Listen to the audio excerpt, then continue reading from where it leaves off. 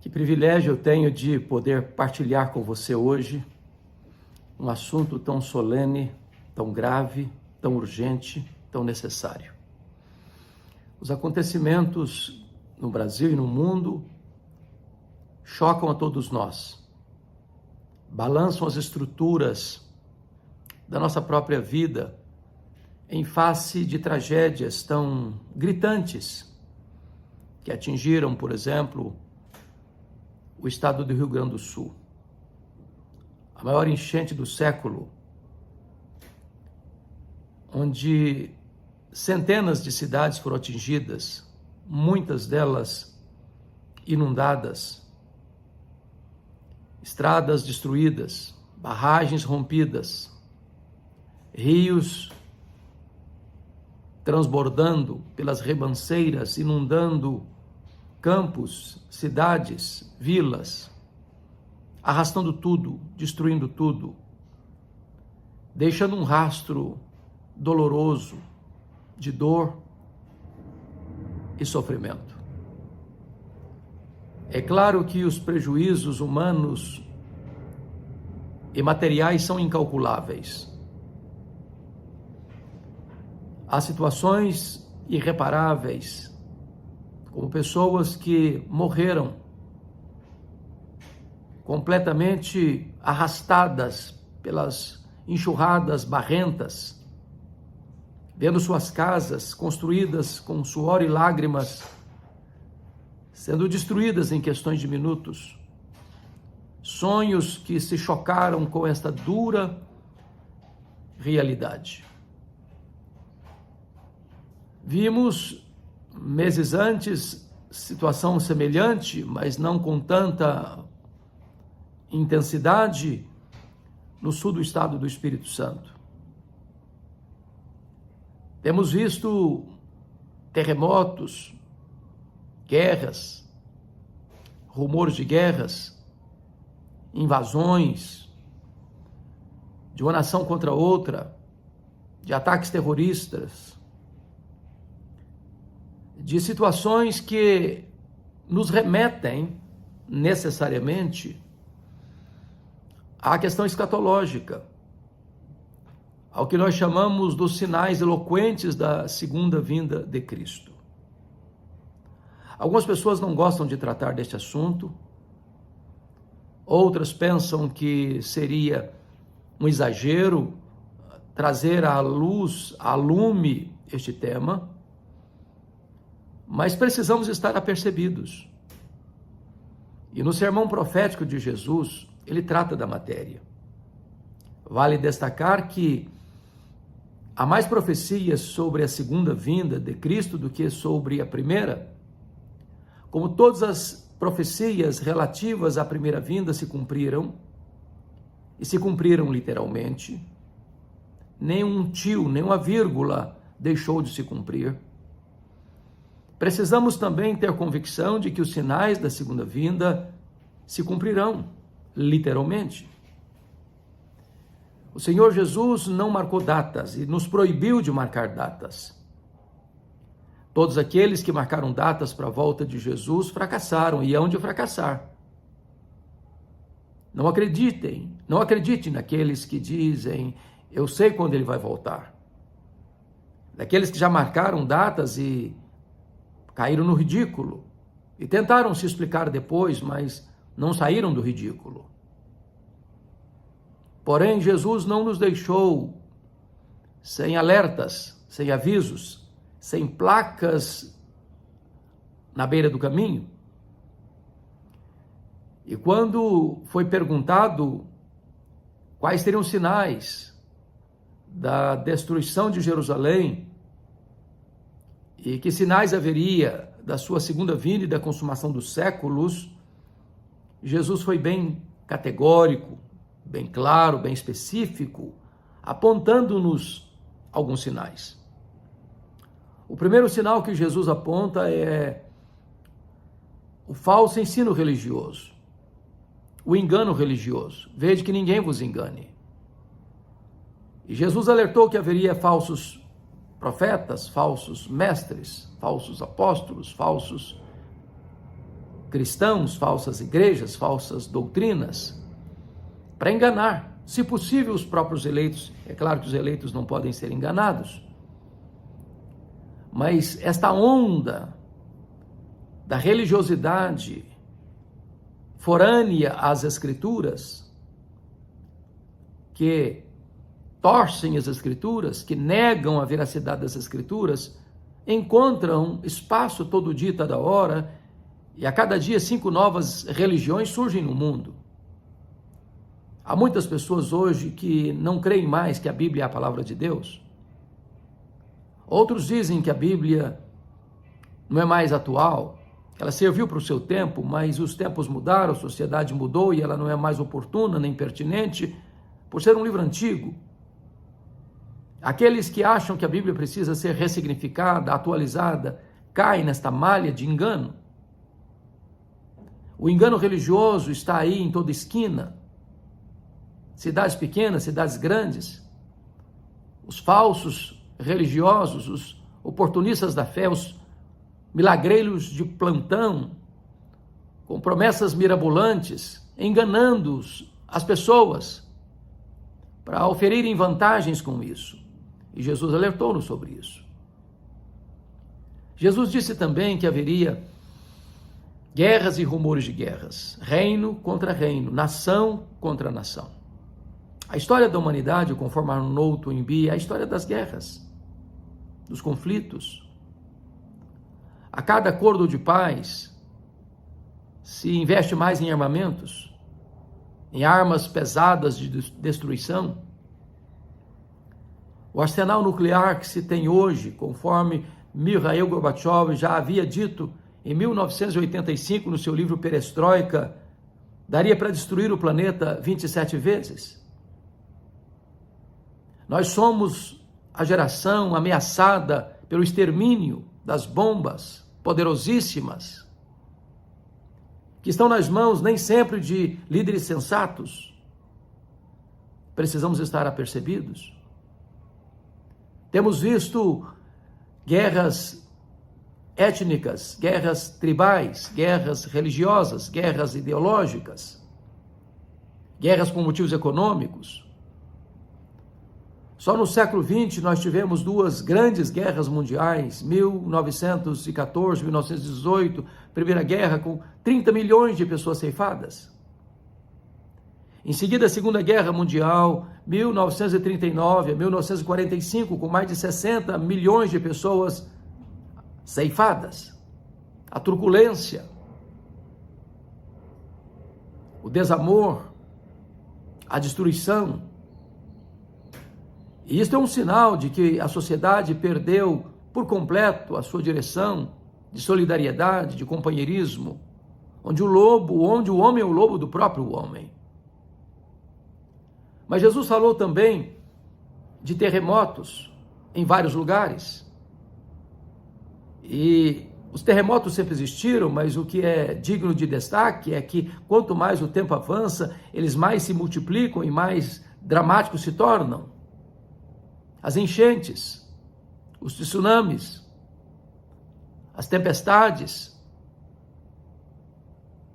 as cidades inundadas, os rios transbordando, as barragens rompidas, as inundações.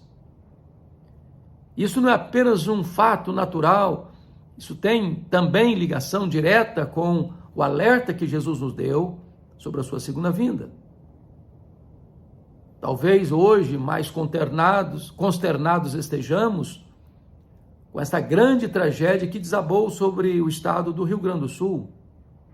Mais de 300 cidades atingidas, dezenas e dezenas de cidades inundadas, casas destruídas, comércio colapsado, abastecimento de água e alimento completamente colapsado.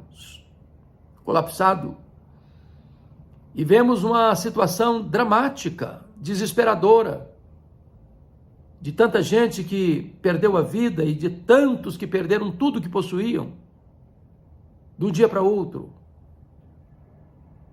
vendo seus sonhos sendo arrastados água abaixo, e ao mesmo tempo, enquanto um estado chora, outro estado promove uma festa, um show, marcado pelo ocultismo, pelo satanismo, pela desfaçatez moral, sob os aplausos de uma das emissoras que transmite este show numa hora em que a nação deveria estar chorando e se solidarizando com seus compatrícios que estavam morrendo e perdendo tudo que tinham.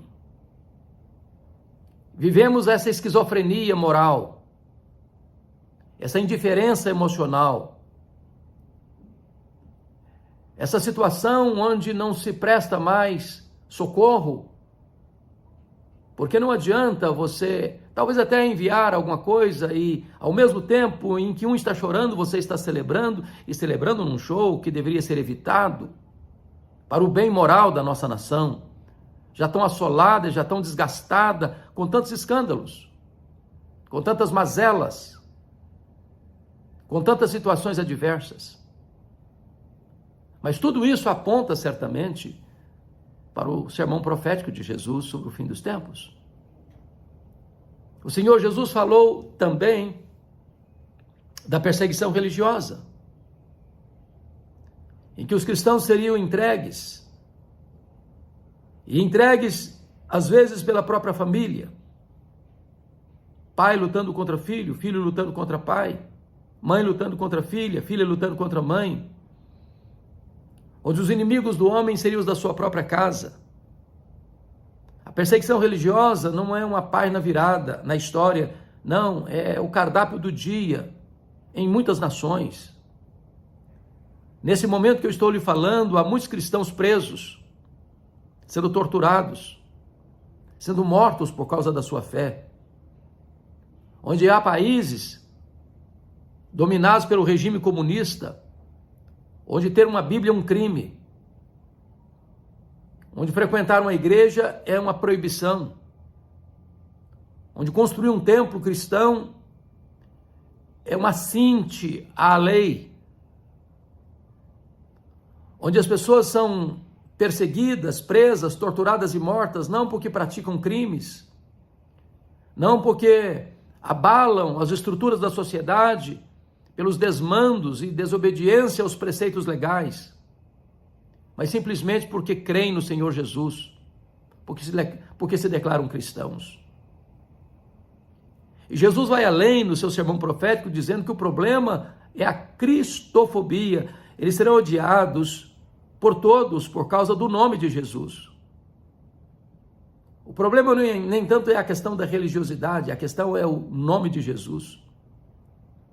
E nós vivemos essa sociedade que, disfarçada ou declaradamente, professa essa cristofobia, onde os cristãos são escarnecidos, zombados, onde a fé cristã é enxovalhada, onde se faz gracejos, motejos e zombarias da fé cristã, onde a Bíblia, a palavra de Deus, tem sido proibida de entrar em bibliotecas, onde, em alguns lugares, nem mesmo numa prisão se pode mais pregar o Evangelho. E fica claro, fica evidente, que as loucuras, as mais absurdas, podem ser claramente divulgadas, mas falar do nome de Jesus é uma proibição radical. Isso aponta para a segunda vinda de Cristo. Mas ainda, Jesus alertou que nos últimos dias haveria o esfriamento do amor por se multiplicar a iniquidade. Nós vivemos uma Sodoma e Gomorra na nossa cultura. Nós vivemos uma inversão de valores, onde se aplaude o que se deveria ter vergonha e se proíbe aquilo que deveria ser aplaudido.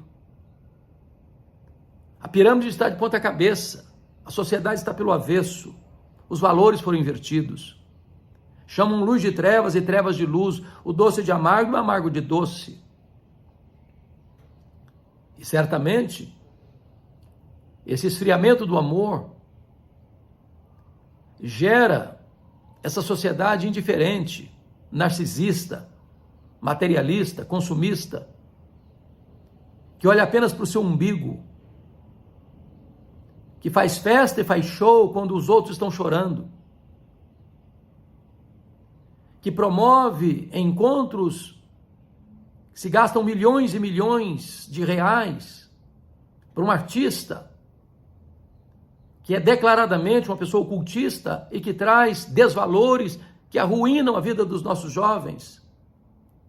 Enquanto esses recursos poderiam ser muito bem usados para socorrer aqueles que estão perdendo suas casas, seus bens, seus filhos.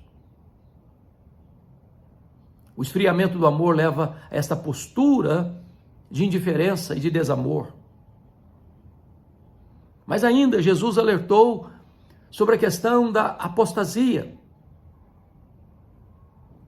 A apostasia é uma realidade hoje, nua, crua, onde muitas igrejas, outrora fiéis, abandonaram o verdadeiro evangelho, onde tantas igrejas flertaram com o liberalismo teológico, não crendo mais que a Bíblia é a palavra de Deus, adotando uma outra agenda social, política, ideológica, deixando de pregar o puro e simples evangelho de Jesus Cristo. Seminários que outrora formaram teólogos, missionários e pastores, hoje tomados de assaltos pelo liberalismo, promovem ceticismo, incredulidade. O liberalismo não começa nos bancos da igreja, começam na cátedra, da cátedra descem aos púlpitos e dos púlpitos matam as igrejas. Posso lhe garantir que qualquer igreja que subscreve o liberalismo assina no mesmo dia o seu atestado de óbito. Você olha para a Europa, você olha para a América do Norte, você olha para os outros continentes, você olha para o Brasil e você vê os efeitos danosos, deletérios, devastadores do liberalismo teológico. Denominações minguando, desidratando, murchando. E ninguém acorda, ninguém para refletir que a decisão foi tomada na contramão da verdade, da instrução que Deus nos dá em sua palavra. Não há retorno. Assodadamente as pessoas caminham rumo ao abismo, de olhos fechados. Porque trocaram o evangelho por um outro evangelho, um evangelho híbrido, um evangelho social, um evangelho sem cruz, um evangelho sem o poder do Espírito Santo. Mas o Senhor nos alertou ainda sobre a questão do levantamento do anticristo. O homem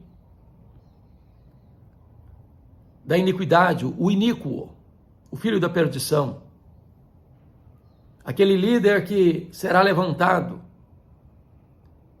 e recebendo todo o poder e autoridade de Satanás.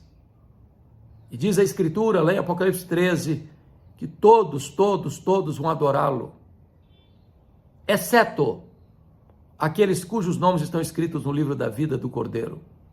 Em outras palavras, Jesus não perderá nem sequer uma de suas ovelhas para o anticristo. Ele vai ser cruel, ele vai ser truculento, ele vai perseguir e matar os santos, os cristãos. Mas na medida em que ele matar os cristãos vão vencer, porque a intenção dele não é multiplicar cadáveres, é promover a apostasia. E o verdadeiro cristão prefere morrer pela sua fé a negar a sua fé em Jesus.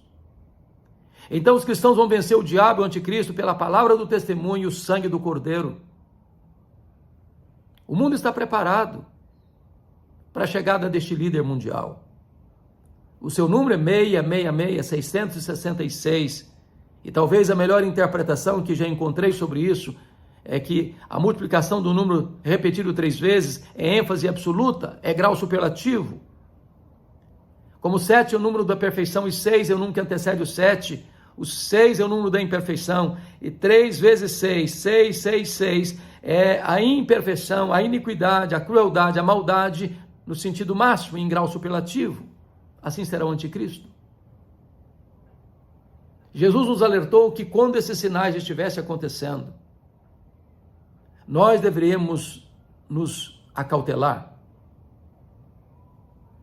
Nós deveríamos estar apercebidos, porque cedo ele voltaria para buscar a sua igreja.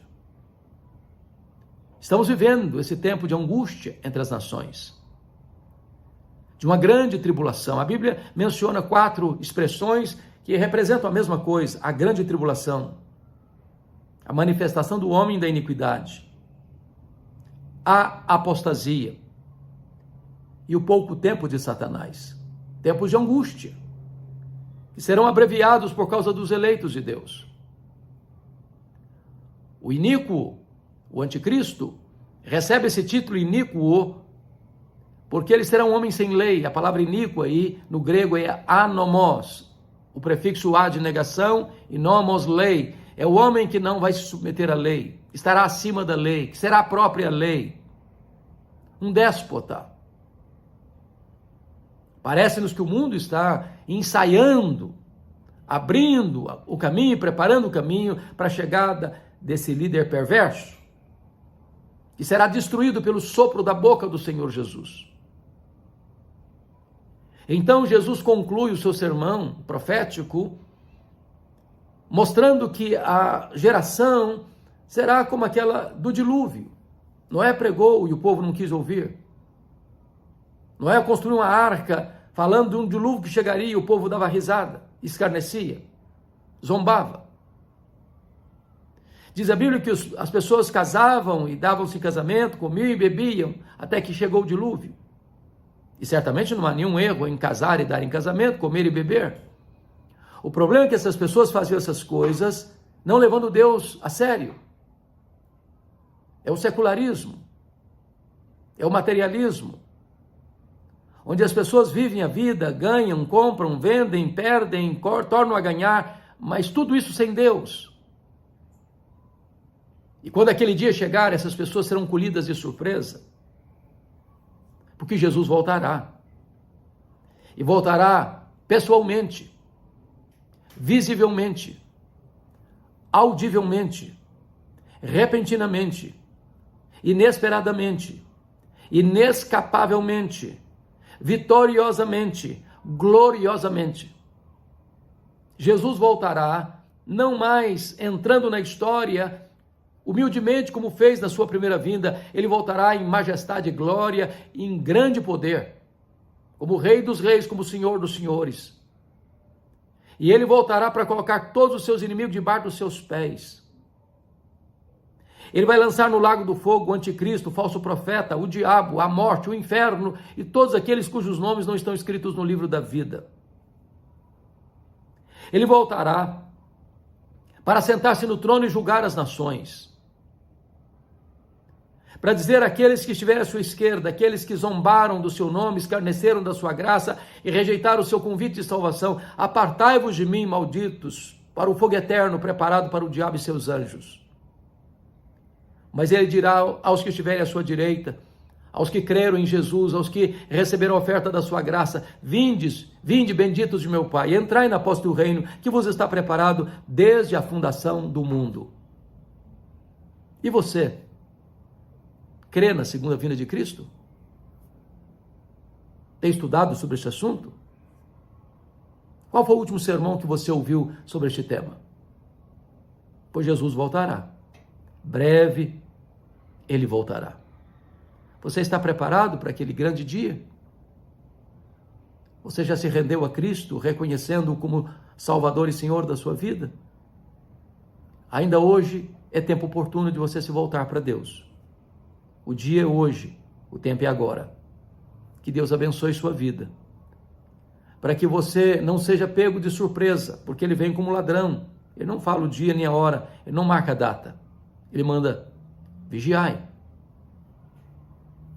Que você e eu possamos aguardar e apressar o dia da volta do Senhor, como que na ponta dos pés aguardando esse dia tão glorioso, dizendo: Maranata, ora vem, Senhor Jesus. Que Deus abençoe sua vida, que Deus abençoe seu coração, e que esta mensagem leve você a uma reflexão, e mediante uma reflexão, uma entrega incondicional da sua vida a Jesus. Deus abençoe você, Deus abençoe a sua família.